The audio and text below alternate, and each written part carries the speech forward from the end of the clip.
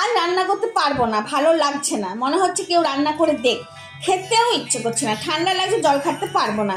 আরে আমাকে তো একদিন বিশ্রাম দাও, তোমরাই রান্নাটা করো, নয়তো হোটেল তো আছে, আমারও তো অন্যের হাতে রান্না খেতে ইচ্ছে করে। এই কথাগুলো বলছি আর ভাবছি যে কেউ একটু জোম্যাটো থেকে অর্ডার করার কথাই বলছে না। আর যখন অর্ডার করার কথা বললো তখন বললাম থাক, আর জোম্যাটো থেকে অর্ডার করতে হয় না, খাবারের বিলটা দেখলে বুক ধকধক করে ওঠে। তাহলে এতক্ষণ নাটক কেন করছিলে? আরে নাটক করবো না, নিজের নাম নিজের ভালোবাসা পেতে কার না ইচ্ছে করে। তো এত চেঁচামেচি ঝগড়ার পর যখন প্রমাণ হয়ে গেল আমি ছাড়া ঘর অচল, তখন তোমাদের দাদাকে বললাম যা খাসির মাংস এনে দাও, চটপট করে মাংসের ঝোলই বানিয়ে নেবো। একটু কষ্ট হবে ঠিকই, কিন্তু খরচটা তো বাঁচবে। একদম দায় সারা খাসির মাংসের স্যুপ বানানোর পদ্ধতি তোমরা ভিডিওতে দেখতেই পেলে। সবাই গরম ভাতে থালা চেটে খেলো।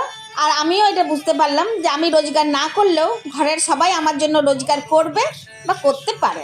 ভালো লাগলে সাবস্ক্রাইব করবে। ধন্যবাদ।